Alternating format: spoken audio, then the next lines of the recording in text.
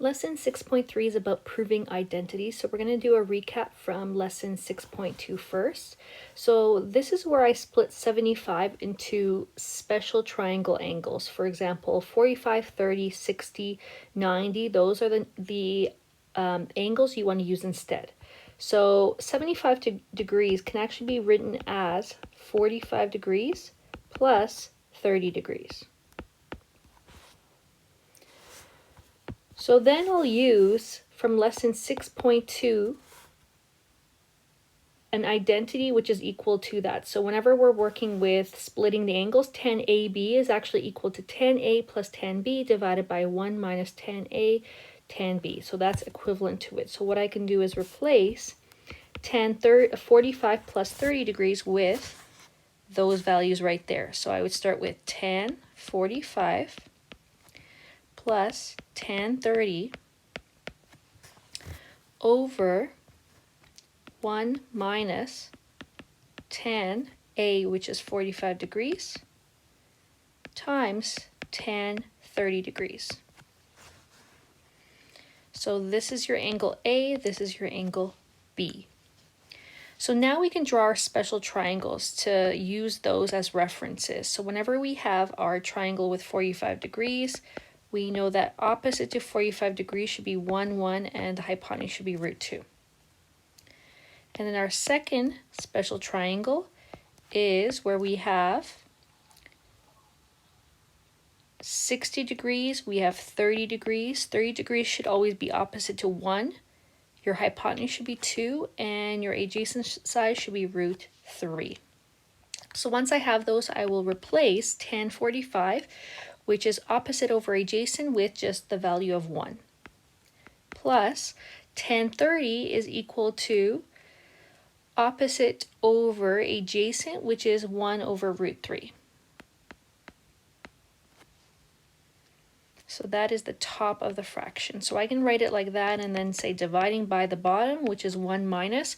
We know that tan 45 is already 1, so we can leave it as 1. And tan 30, we already calculated that as 1 over square root of 3.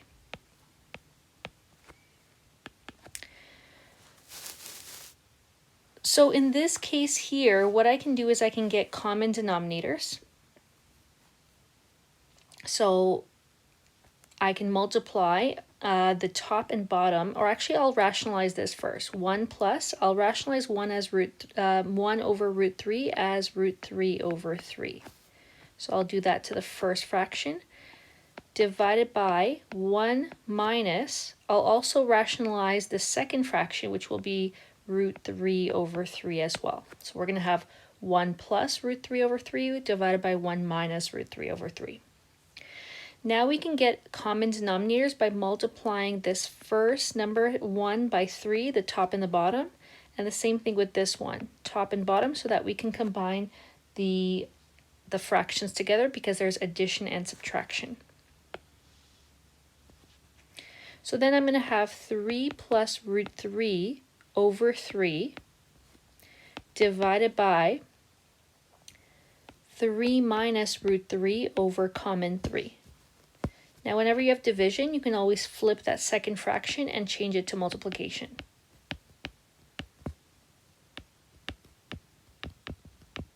This will cross off these 3's. These factors of 3 will cross each other off, leaving me with 3 plus root 3 over 3 minus root 3.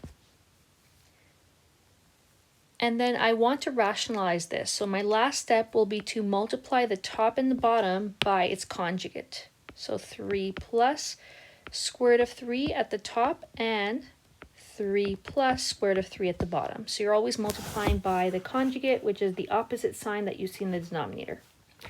So that is, when we do FOIL, we're going to have to multiply the 3 times 3, which is 9, 3 root 3, which will be 3 root 3 plus another 3 root 3 plus 3, because root 3 times root 3. The bottom will just be 3 times 3, which is 9.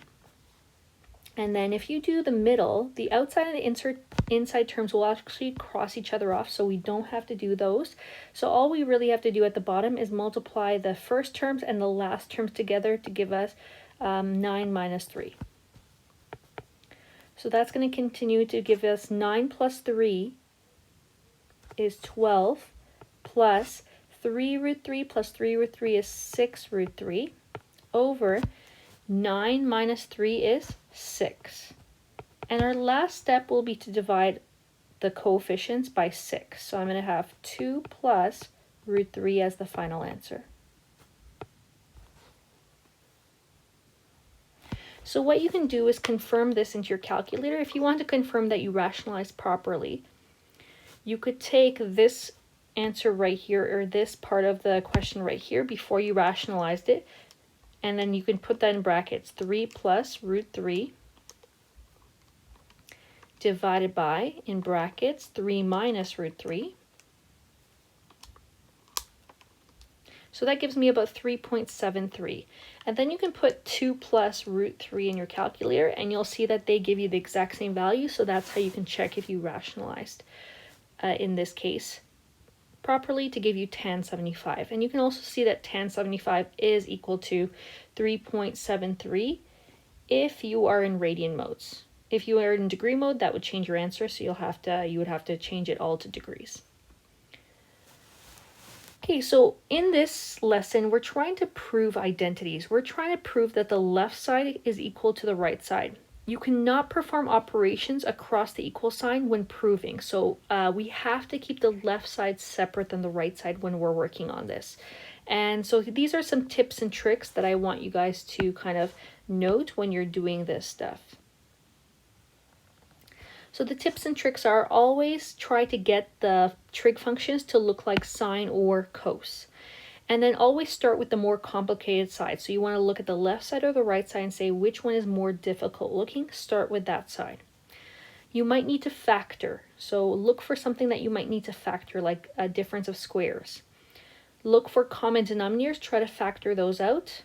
And then always try to get that Pythagorean identity. So that's where you have sine squared theta plus cos squared theta equals 1. If you can rearrange this equation and get something that looks like 1 minus cos squared theta or 1 minus sine squared theta, those are equivalent to the other one. So for example, what comes from this would be 1 minus sine squared theta is equal to cos squared theta. So that's something that's really important. And 1 minus cos squared theta is actually equal to sine squared theta. Okay, so keep an eye out for those guys right there. And then multiply the numerator and the denominator by the conjugate of an expression. So if you see that you can get a conjugate, try to work with that, and that will help you kind of simplify that expression. So we'll see examples of that in the following examples. So example number 1, they want us to find the non-permissible values of this expression. So the non-permissible values come from anything in your denominator. So tan, if we rewrite it, it's going to be sine x over cos x, which means that cos x cannot equal 0. So that's one value that we have to solve for. And then we're going to look at this one, which this one is the value of 1 over sine of x. So if you actually look at that, just going to go back for a second.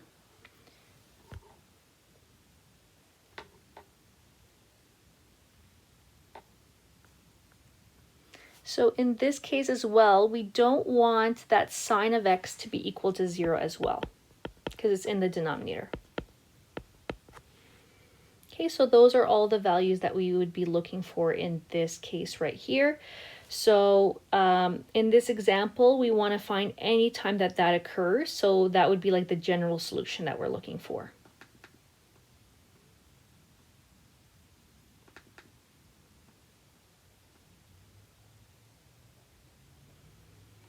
Okay, so in this case, when we're looking at our angles, remember we always label it 1, 0, 0, 1. These are the quadrantal angles that I always prefer to label and then see where those values are equal to 0.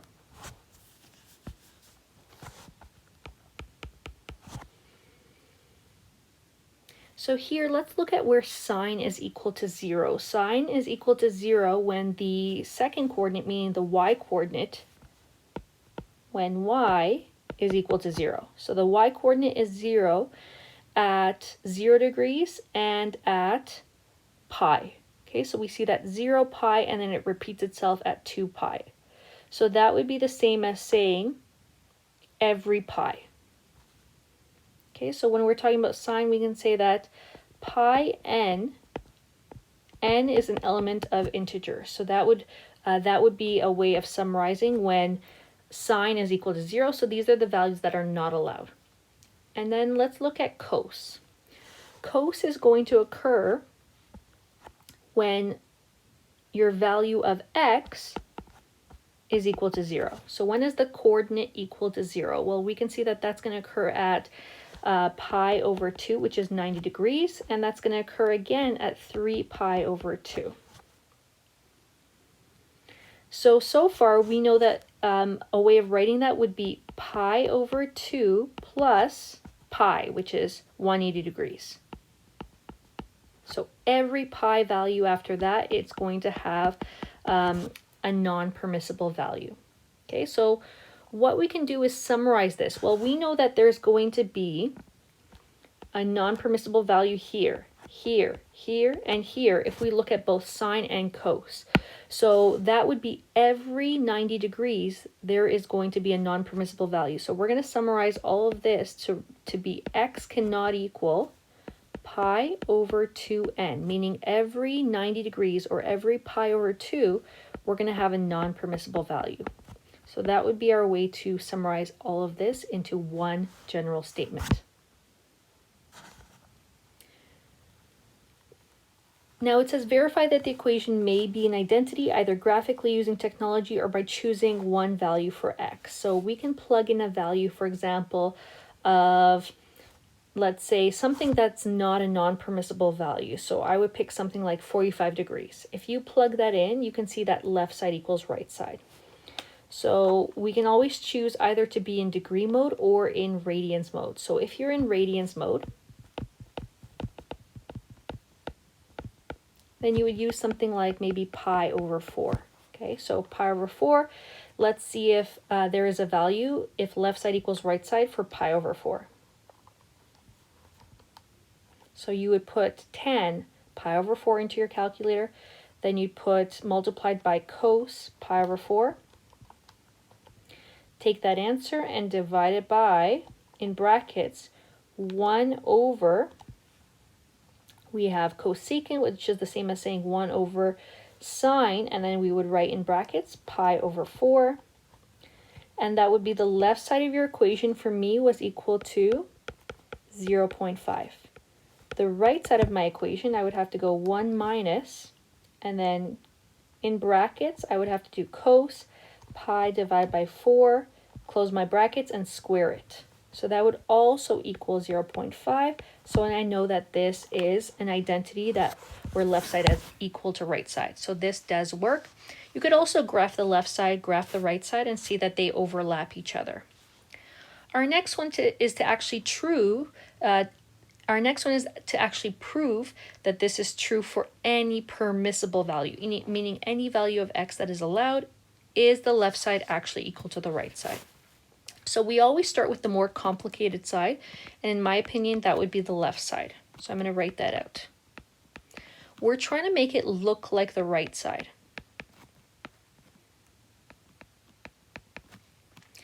So what's important is wherever you see something that is not sine or cos, you want to rewrite them as sine or cos. So I'm going to start by taking 10 and writing it as sine of x over cos of x, multiplied by cos of x, which is the top of the fraction. So this is the top. This is your numerator. Divided by cosecant, which is the same as saying 1 over sine of x. So I'm rewriting cosecant x as dividing by 1 over sine of x. Now what we'll notice is that the coses are on opposite levels. One's in the numerator, one's in the denominator, so they can cross each other off. So all we're left with is sine of x is being divided by 1 over sine of x. Now we're going to flip this second fraction because whenever we have division, we always prefer to write it as multiplication of the reciprocal, which is then sine of x. Now sine of x times sine of x is sine of squared x, so sine x squared. So we're rewriting this, and finally, if we want it to look like the right side of the equation, we can replace this with the Pythagorean identity, which I mentioned above, which is this one right here. So the sine squared theta is actually equal to 1 minus cos squared theta. So we know that's equal to 1 minus cos squared theta. In our case, it's x. So now I just proved that the left side equals the right side. There you are. You're done. Okay, so that's what a proof does. It's working with a side until it looks like the other side. Example number 2, they're again wanting us to prove. They're not asking for the non-permissible values. They just want us to pick the more complicated side and make it look like the right side. The right side is equal to tan x, so we wanted to get to tan x. So left side is equal to sine 2x over cos 2x plus 1. So what I like to do in these cases is if you see a double angle, you need to replace it with something else. So you need to replace it with what it's equal to as a double angle. So this is where you would go to your formula sheet. You would look at where sine 2 theta, or what it's equal to. Well, we know that on our formula sheet, sine 2x is equal to 2 sine x cos x. So that is equivalent. Those are equivalent on your formula sheet. When you have a double angle, you can replace it with 2 sine x cos x.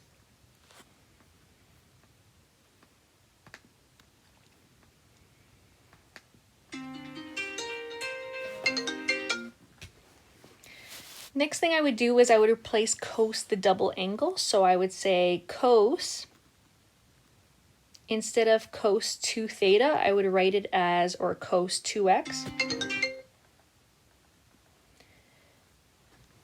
1 minus 2 sine squared theta. So I just want to write this out for you so you guys can see where I'm getting this from.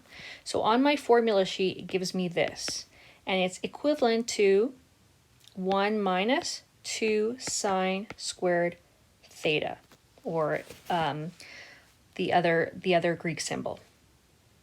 Okay, so I'm just replacing it with this, and I still have this plus 1. That's still part of the equation, because all I did was replace that cos 2x.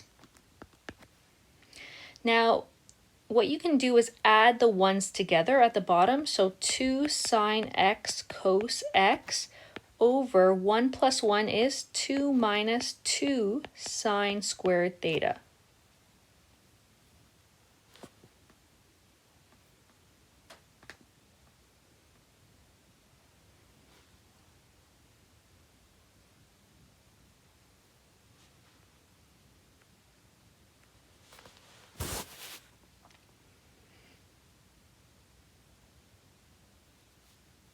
Now what I like to do is I'll factor out the 1. So in this case, my next step will be to factor out the 2 at the bottom. So it's going to be 2 sine x cos x over 2 in brackets 1 minus sine squared x. So I'll use the value x here, and I'll replace that with an x as well to be consistent. Now we know that this is our Pythagorean identity. So the top stays the same, but the bottom, instead of 1 minus sine squared x, I'm going to replace it with cos squared x. So this whole thing, these are equal to each other. 1 minus sine squared x is equal to cos squared x. So all of that in brackets is being replaced. My next step is to cross off where there's a cos at the top and there's a cos at the bottom, so I can cross off that little squared value, and I can cross off the 2's that are in front as factors. So as you can see, I'm left with sine x over cos x, and sine x over cos x is actually equal to tan x. Therefore, left side equals right side. So now it's equal to the right side from above.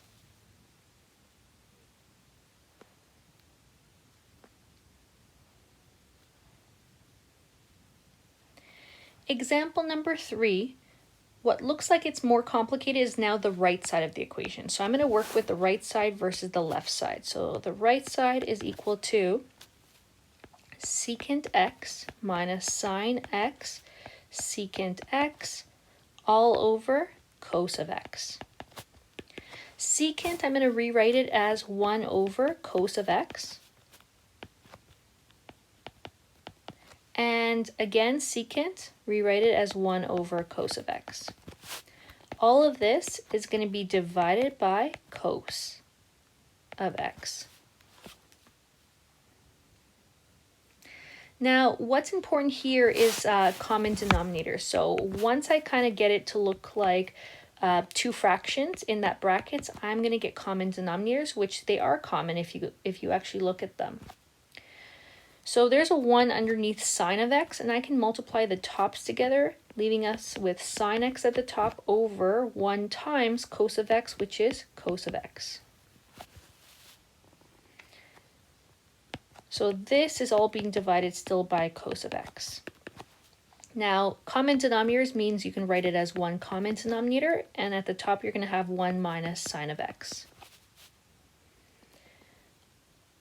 And you're still going to be dividing by cos of x, which what you can do is now you can multiply by the reciprocal. So I'm going to multiply by the reciprocal, which is 1 over cos of x. Okay. So now the bottom can be written as, we have at the top 1 minus sine of x over cos x times cos x is cos squared x. Now, what we need to remember again is that cos x can be replaced with 1 minus sine squared x.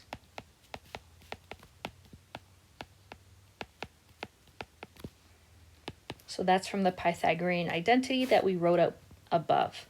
And then I can actually factor the bottom. So this is a difference of squares, if you notice, that I can rewrite as 2 different brackets. I can write it as 1 minus sine of x times 1 plus sine of x. That's going to be useful because you'll notice that the 2 factors of 1 minus sine of x and 1 minus sine of x at the top and bottom can cross each other off, giving us what we have on the left side of the equation, which is 1 over 1 plus sine of x. So as you can see, therefore, left side equals right side.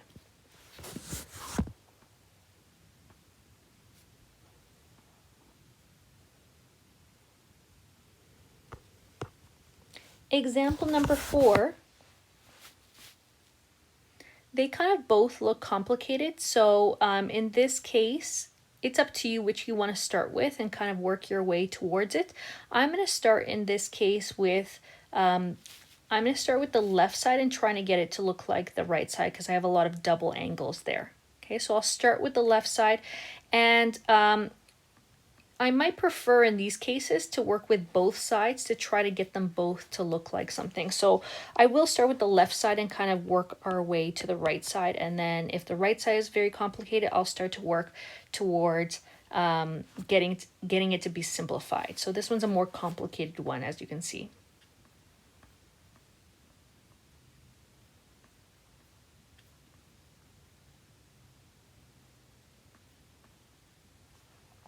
Okay, so with our double angles, we're always going to look at the formula sheet. So we know that on the left side, we have sine 2x minus cos x over 4 sine squared x minus 1.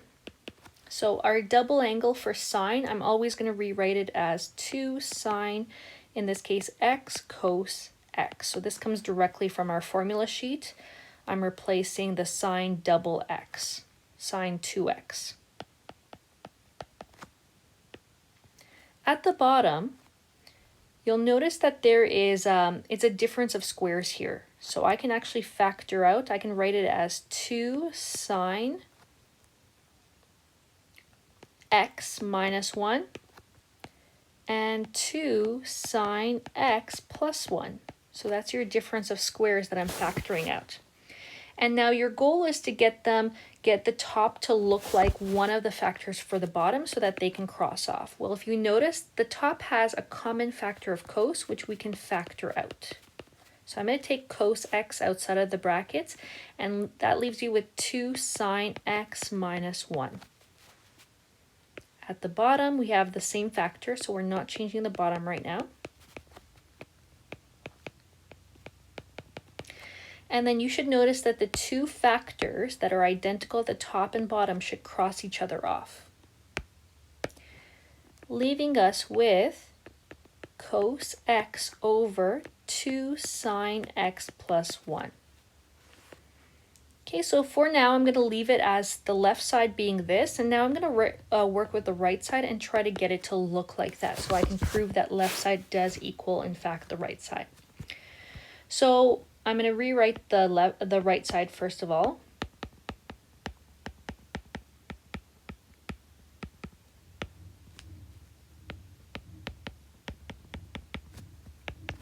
So if you notice, the top has a common value of cos. So I'm going to take that out from the top. So I'm going to factor out the value of cos from the top.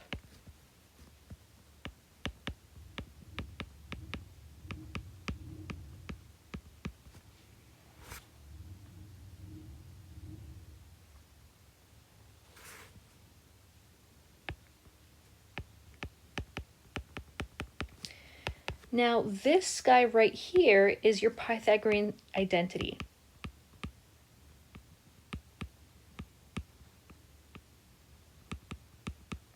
So your Pythagorean identity is where sine squared x plus cos squared x should always equal 1. So in brackets, you can replace all of that with 1. Everything else stays the same. And 1 times cos x is just going to be cos x over 2 sine x plus 1. So as you can see, therefore, the left side equals the right side. Okay, so this is an extra example that I added in. So this is example number 5 for lesson 6.3. So this is proving that the left side equals right side. The reason I wanted to include this one is that this one's slightly different because if you look at it, it doesn't look like you can do anything. So this is where you want to work with the left side, where you have a binomial in your denominator.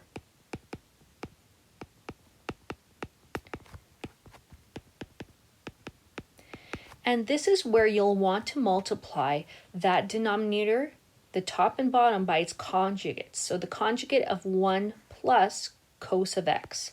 So if it looks like you can't do anything, this is where you go into the conjugates. So I'm going to multiply the top by 1 minus cos of x, which is the same stuff at the bottom, but it's the opposite sign between them. So conjugate is where you have a plus b, you're multiplying it by a minus b. Okay, so you're multiplying the top and bottom by 1 minus cos of x. So at the top, you're going to do distribution. You're going to multiply this into 1 and this into cos of x.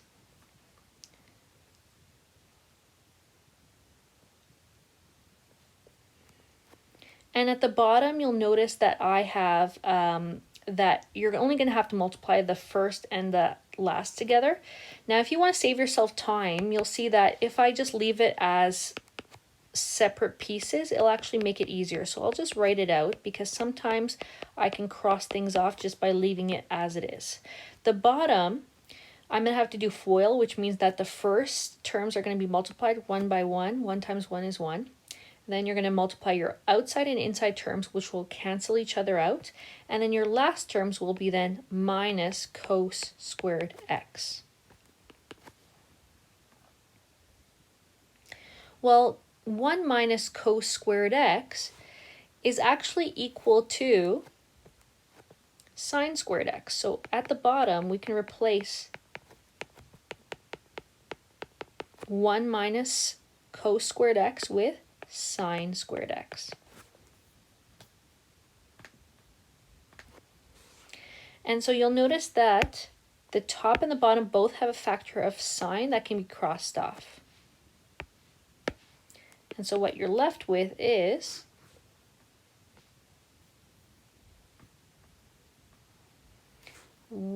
cos x over 1 minus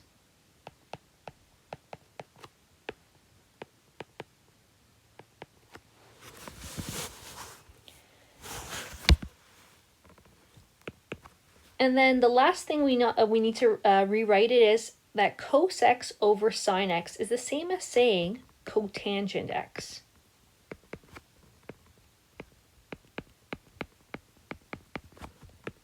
Cotangent x is the same as saying 1 over tan of x. So 1 over tan of x times 1 minus cos of x. Even if you don't see it, there is a 1 at the bottom in our denominator. So we're going to multiply the tops and the bottoms together. So 1 minus cos x over tan x now looks like the right side of our equation. So therefore, left side equals now right side. So in this case, I only worked with the left side until I got it to look like the right side. So this is using this conjugate idea that I want to show you. Okay, so that's it for lesson 6.3.